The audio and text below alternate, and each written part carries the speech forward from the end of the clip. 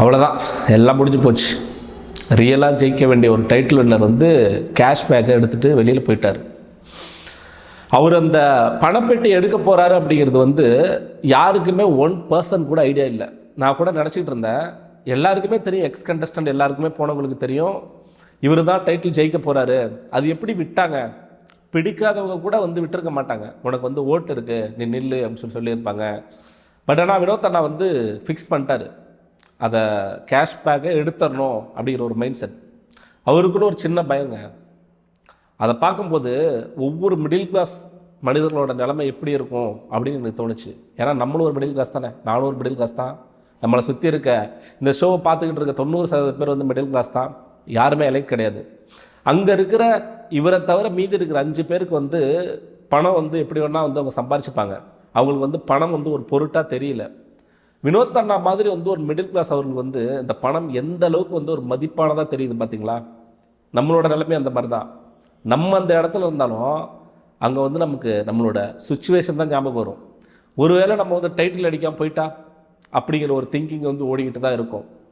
ஒருவேளை ஏன்னா இங்கே டைட்டில் ஜெயிக்கிறவனுக்கு மட்டும்தான் ப்ரைஸே தவிர ரன்னருக்கோ செகண்ட் ரன்னருக்கோ ப்ரைஸ் அப்படிங்கிறது இல்லை. ஸோ அதனால் அவரோட மைண்ட் செட் ஒன்று டைட்டில் ஜெயிக்கணும், இல்லை ஏதோ ஒரு சின்ன இடத்துல அவர் வந்து ஹோப் இல்லாமல் போயிருக்கு அப்படிங்கிறத எனக்கு ஆச்சரியமாக இருக்குது. ஆனால் ஒரு விஷயத்த நான் தெளிவாக சொல்லுவேன், அவர் தெரிஞ்சு தான் எடுத்த மாதிரி இருக்குது. இந்த லைவ் பார்க்கும்போது என் சபரி கூட்டிகிட்டு போய் கேட்குறான், தெளிவாக தான் எடுத்தியா, தெரிஞ்சு தான் எடுத்தாங்க, தெரிஞ்சு தான் எடுத்தேன்னு சொல்லிட்டு அழுவுறாரு. இந்த லைவை பார்த்தவங்க கானாவின் ஹேட்டராக கூட நீங்கள் இருந்துங்க, ஒரு செகண்டாச்சும் உங்களுக்கு கண்ணீர் தண்ணி வந்துச்சா இல்லையான்னு யோசிச்சு பாருங்கள். கண்டிப்பாக அழாமல் பார்க்கவே முடியாது. அப்படி ஒரு இதுங்க. பார்க்கும்போது என்னெல்லாம் கண்ட்ரோல் பண்ணவே முடியல. எப்படிலாம் ஒரு மனுஷன் இந்த பணத்தேவை எப்படிலாம் ஒரு மனுஷனை வந்து மாற்றுது பாருங்களேன். அவர் டைட்டில் வின்னருங்க. ஆனால் இப்பயே சொல்கிறேன், இந்த பணம்லாம் இல்லை, அந்த மனுஷன் இதை விட பல மடங்கு சம்பாதிப்பார். அவர் ஏதோ ஒரு உயரத்துக்கு போவார், அவர் மிகப்பெரிய உயரத்தை அடைவார். இதுக்கு முன்னாடி கடந்த கால சீசனில் வந்து பிக் பாஸ் டைட்டில் ஜெயிச்சவங்களாம் அந்தளவுக்கு பெருசாக ஜொலிச்சு நான் பார்க்கல. ஏன், இதே பணப்பெட்டி எடுத்துகிட்டு போன கவின் இன்றைக்கி வந்து ஒரு மிகப்பெரிய ஸ்டாராக இருக்கார். அப்படி இருக்கும்பொழுது வினோத் அண்ணா கண்டிப்பாக வந்து ஒரு மிகப்பெரிய உச்சத்தை வந்து தொடுவார் அப்படின்னு சொல்லிட்டு நான் நினைக்கிறேன். இந்த பணப்பெட்டி விஷயத்தை நம்ம பார்த்தோம் அப்படின்னா, ஜாலியாக ஃபன் பண்ணிக்கிட்டு பேசிக்கிட்டு ஒரு ஃபன்னாக நீ எடுக்காத. ஆனால் அவரோட இன்டென்ஷன் என்னென்னா, அவர் எடுக்கணும் அப்படிங்கிற ஒரு தெளிவான ஒரு முடிவில் தான் அரோரா எடுக்க வரும்பொழுது அதை வந்து தடுக்கிறாரு. இப்போ அரோரா திரும்ப ட்ரிகர் பண்ணும்பொழுது அவர் வந்து ஒருவேளை அரோரா டப்புன்னு எடுத்துட்டா இது எங்கே போயிடுமோ அப்படிங்கிற ஒரு பயத்தில் எடுத்துட்டாரு. ஸோ அதுக்கப்புறம் சரி ஓகே ஒரு டைட்டில் வின்னர் தெரியாமல் எடுத்துட்டாரோ அப்படின்னு சொல்லிட்டு மற்றவங்களாம் கேட்கும் பொழுது தெளிவாக தெரிஞ்சு தாண்டா எடுத்தேன், எனக்கு இது போதும், நான் உழைச்சதுக்கு போதும்னு சொல்லிட்டு அழுகுறாரு. அந்த செகண்ட்லாம் வந்து உடைச்சிட்டோம். அப்போ அதை சொல்லிட்டு அழுவும் போதுலாம் நீ லைவ் பார்த்தவங்களுக்கு தெரியும், பார்க்காதவங்களுக்கு அந்த ஃபீல் வராது. அதை சொல்லிட்டு அவர் அழுவும்போது தானாக கண்ணீர் வருது. நம்ம பார்க்கும்பொழுது என்ன எப்படிலாம் மாற்றுது பாருங்களேன். அதை பார்க்கும்போது இதுக்கு நடுவில் எனக்கு ஒரு சில பேர் பண்ணதெல்லாம் சுத்தமாக பிடிக்கல நண்பர்களே. அவர் எடுத்துட்டு எனக்கு வந்து கானா வினோத்துக்கு எதிராக தர்பீஸ் எந்த அளவுக்கு பேசியிருப்பார், எவ்வளோ வன்மங்களை கொட்டியிருப்பார். அந்த மனுஷன் சத்தியமாக சொல்கிறேன், இந்த இடத்துல ட்ரூவாக பியூருங்க 100% ட்ரூவாக அழுதாருங்க.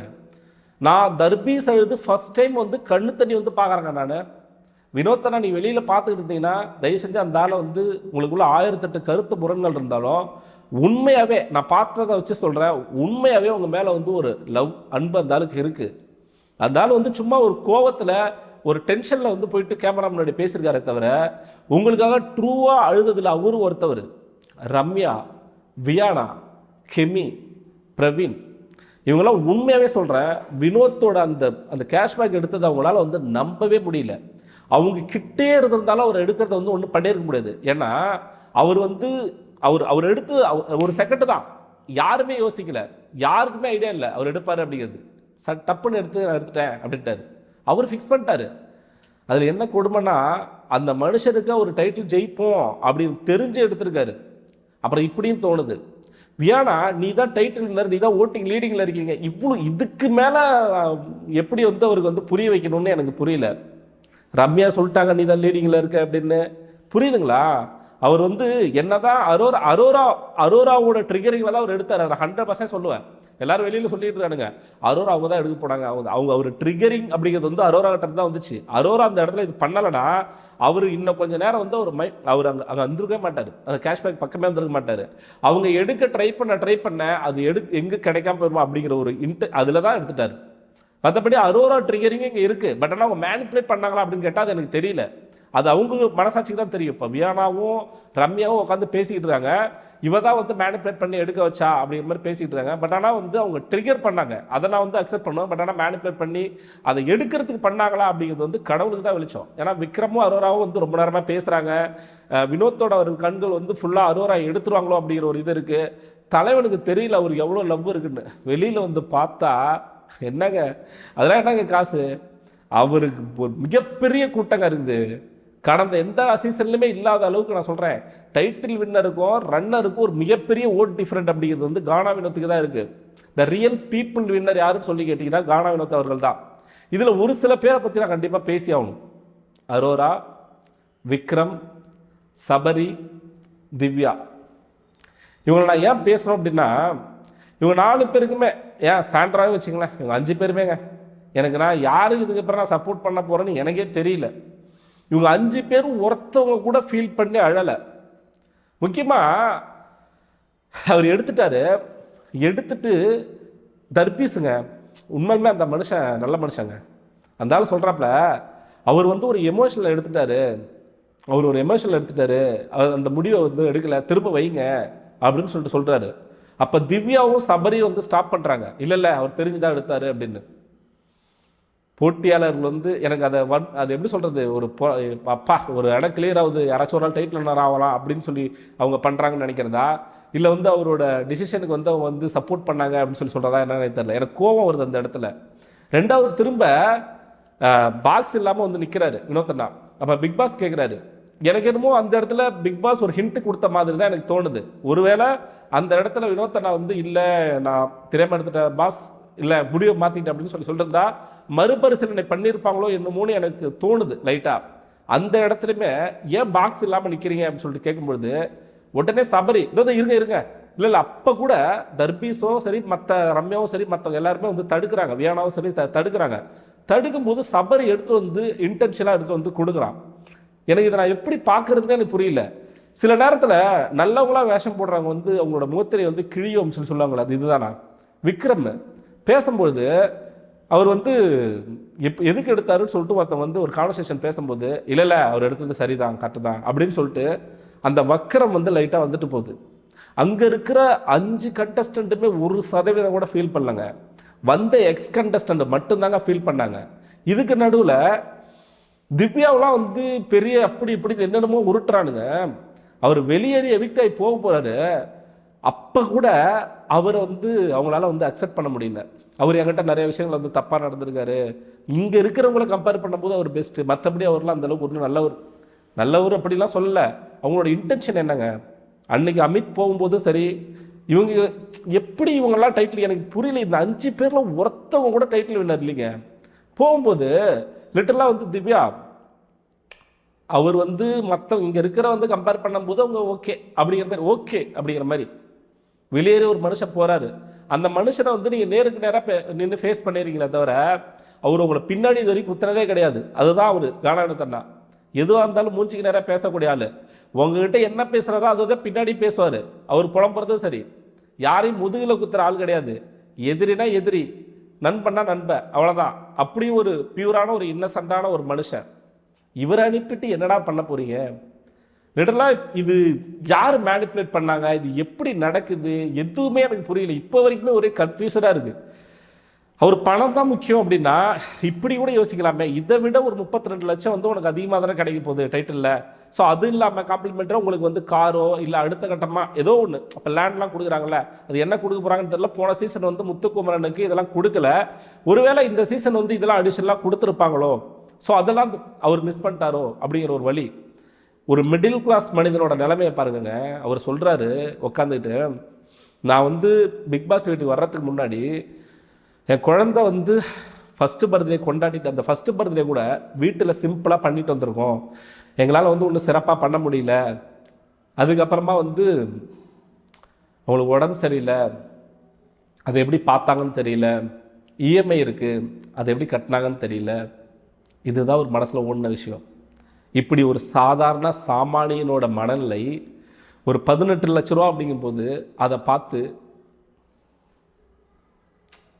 எனக்கு பார்க்கும்போது அது எப்படி என்னால் வந்து அதை விவரிக்கிறதுனே எனக்கு வந்து புரியல. நான் இவ்வளோ போல்டாக இதுக்கு முன்னாடிலாம் வந்து பேசியிருப்பேன், என்னாலே முடியல.